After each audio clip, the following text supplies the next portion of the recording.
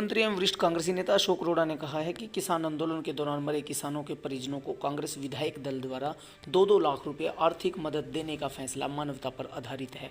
अरोड़ा ने कांग्रेस विधायक दल द्वारा आर्थिक मदद के निर्णय को सराहनीय बताया। अरोड़ा ने कहा कि सरकार संवेदनहीनता की हदें पार कर रही है।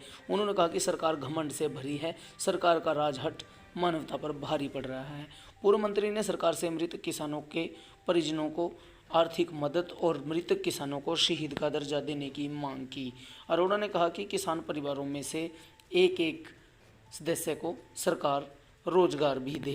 अशोक अरोड़ा ने कहा कि सरकार किसानों के साथ वार्ता के नाम पर ढोंग कर रही है। उन्होंने कहा कि सरकार की नीयत और नीति में खोट है। देखिए, आज वो धरती पुत्र जो लोगों का पेट पालता है सड़क पे है, खुले आसमान पे है, और बहुत से हमारे किसान भाइयों ने अपनी शहादत दी है।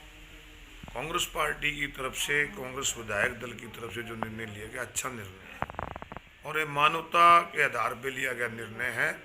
और सरकार से भी हम कहेंगे कि सरकार उन्हें शहीद का दर्जा दे और उनके परिवारों को जहां आर्थिक मदद दे, उनके परिवारों से किसी न किसी सदस्य को रोजगार भी दे।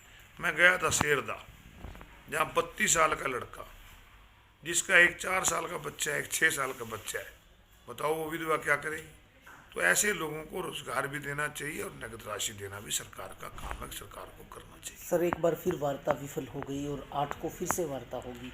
सरकार घमंड से भरी हुई है। सरकार नहीं चाहती कि कोई काम उनका बने। आज वो क्या मांग रहे हैं? कोई ये तो नहीं मांग रहे कि हमें कोई और एक्स्ट्रा चीज़ दे दो।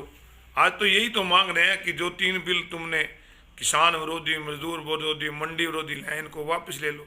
परंतु क्योंकि सरकार जो है वो अडानी अंबानी के कहने पे चल रही है। ये सरकार जो है लोगों ने बनाई है, अडानी अंबानी ने बनाई।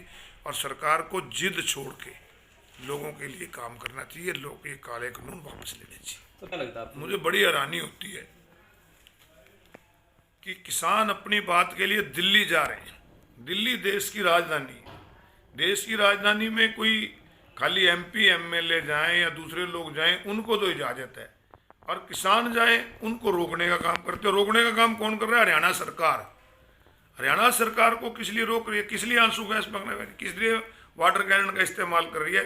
मैं तो कहता हूँ हरियाणा सरकार के जो बैठे लोग हैं, जिन्होंने बल का इस्तेमाल किया, जिन्होंने वाटर कैनन का इस्तेमाल किया, इनके खिलाफ मुकदमे दर्ज होने चाहिए।